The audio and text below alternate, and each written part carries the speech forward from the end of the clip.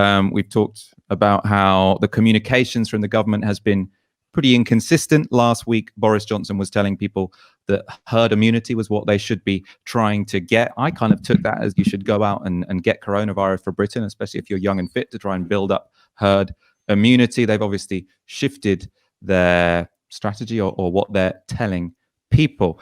But the message now has changed to you should do some degree of social distancing. It wasn't quite there last week. That is now the official message, but it hasn't got through to everyone. We are going to go to a clip to someone who is definitely not taking this social distancing idea very well. It's TV explorer Ant Middleton. Still out travelling the world? Yes. Am I still shaking hands? Yes. Am I still cuddling fans at the airport? Yes. Am I washing my hands and keeping my hygiene to a high standard as always? Yes.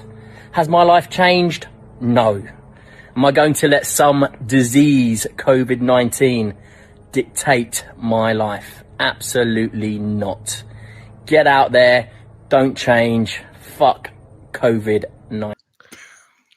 Okay, so what COVID-19 is not Al Qaeda, right? It's not a terrorist who's out to inhibit your way of life out of some kind of ideological commitment, all right? A virus isn't Al Qaeda, it's just Aggie protein, okay? It doesn't give a shit that you're making a bold stand of defiance against it when you're out slobbering all over your fans and you're traveling across country, just going, ooh, would you look at that? A fresh batch of host cells. It's complete idiocy. Now, famous people have always been de-lo stupid, all right? Because you're allowed to be. You're famous for doing one thing. You don't have to be clever all the time. But what you can be is quiet.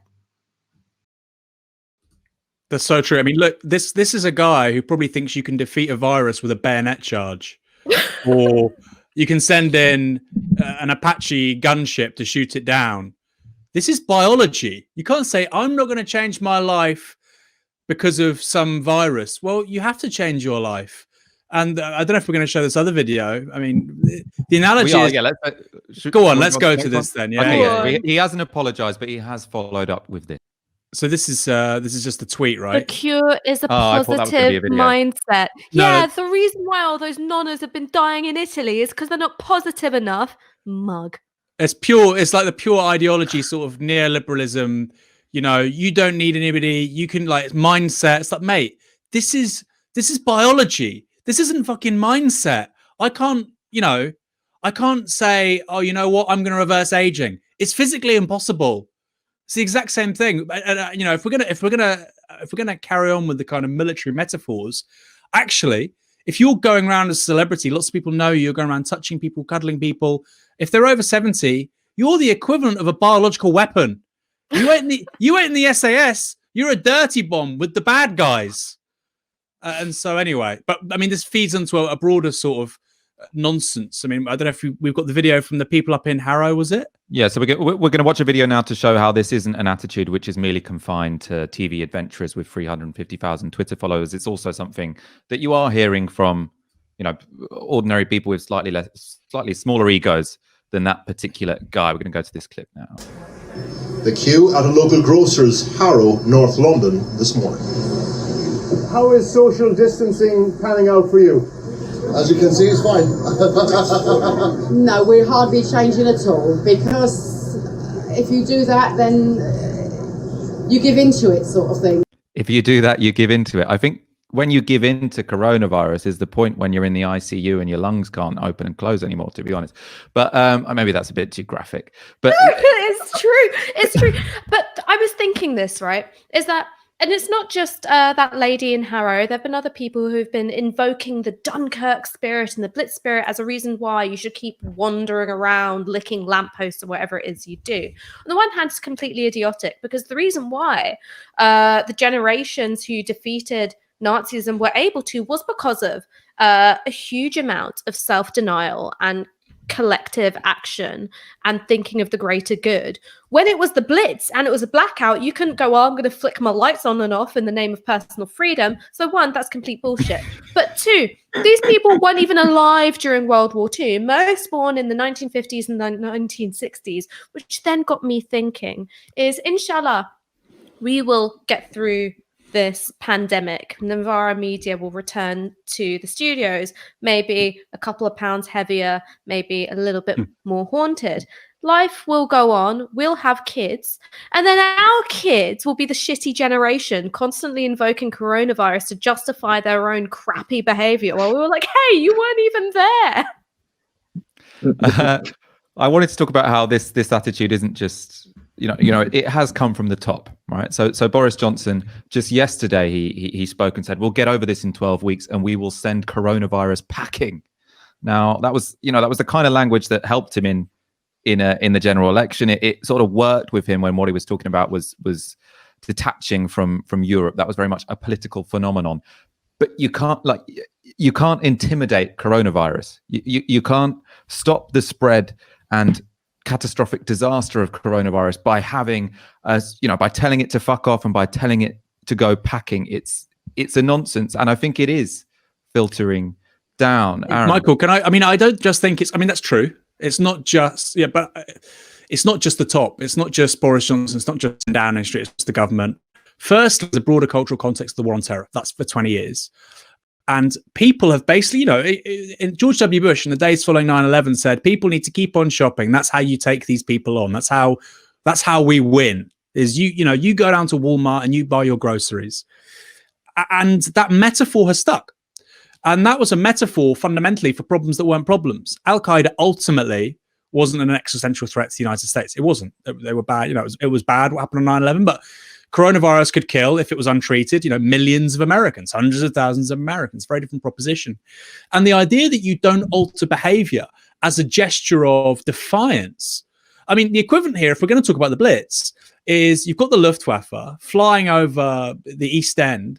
And like Ash says, rather than turning off your lights, you'd have a street party. And you'd say, well, I'm not going to let the Luftwaffe tell me how to live my life. This is insane. This is nutty. And I think it's the outgrowth of, I talked about already, the sort of 20-year cultural animus around the war on terror, but then also a certain understanding of freedom, which comes from Milton Friedman, Hayek. Now, most people have never heard of these guys, but it percolated through to a form of everyday common sense through the neoliberal counter-revolution, through Rupert Murdoch's son, through Margaret Thatcher, through Ronald Reagan. Freedom is smoking indoors. Who the fuck thinks freedom is smoking indoors? Ridiculous. But this is ultimately where you end up, a very nihilistic, very incoherent, often very self-defeating attitude, even when you're confronting problems like not just coronavirus, climate change. Julia Hartley-Brewer talks about, I want a 4-liter car, fuck it. Let's destroy the planet as quickly as possible. That's where it ends up, nihilism. And it's a very strange, distorted understanding of freedom, but we have to understand it as an outgrowth, like I said, of a broader continuum, which is decades in the making. The people we've seen on the video will still be, fighting coronavirus in a few weeks and maybe even a few months. What can society do to change their mind? And is the only option something that's a lot more state-led and enforced than we currently are seeing? I don't know, but I agree with you, Aaron. I'm not sure how this pans out in the long term when people really start to feel that freedom that they feel is completely what they're entitled to taken away from them. Can I respond? Because it also sort of syncs up. There's somebody in the comments has said, what is freedom really? And it ties into a really remarkably stupid comment we probably all saw on Twitter. Some guy said, I survived rationing. I can survive coronavirus. You survived a scarcity of food because of rationing. And the point is, when you have a pandemic or a war or a major crisis of some kind, then the first thing is being able to survive. And you would voluntarily seek to compromise or limit your freedoms in order to survive. And it does speak to, I don't like to use that word, but boomers, there has been such an absence, a historical absence of these kinds of challenges for so long that, you know, many people have lost the sort of psychological architecture by which to understand it. The last pandemic of this scale was 100 years ago. It was in 1918. Second World War finishes in 1945. Since then, there have been no real existential threats. So, I mean, something for the historians of the future to talk about, I guess. One of the reasons I think that Boris Johnson isn't doing a more statist communitarian response is because he thinks that that would legitimize statist communitarian responses to crises. So he sort of said, we can't possibly have a statist response to this because the people won't accept it. I think the fear is that there would be a statist response and actually the people would celebrate it. And that is what I don't mean like China style statist response, but even in Italy, it's not like when they've said people can't leave their houses, they're all getting so-called behavioral fatigue and trying to sneak out to the shop and sneak out to the pub. No, what they've done is they've sort of, embraced this communitarian moment in their culture, and that's why you're seeing them swing from the balconies instead of protest that they can't leave their homes. The other thing that I thought was ridiculous about this, they're saying the earlier we do it, the sooner people will get so-called behavioral fatigue. But the way that the timing of the consequences of this virus work is that at the beginning of it, people might think, oh, maybe this is too draconian, this measure that's been taken. But by the time you're seeing dead bodies driven down your street by army vehicles, which is what's going on in Italy right now, there's these army vehicles taking coffins from a cemetery in a small town, a whole convoy of them. And when those bodies are building up, people aren't saying, oh, we're sick of these measures. So, yeah, I think that actually a communitarian response would be possible, and it's not. The reason the government don't want to do it is because they think that could have longer term political ramifications, much as the same way that they're not particularly keen to take the kind of control over industry that would allow ventilators to get made in a more, efficient and timely manner than just shout outs on Twitter. Ash. I mean, so I couldn't believe the ventilators thing. I was just like, we have a shortage of life-preserving equipment, and you're putting out a call out on Gumtree.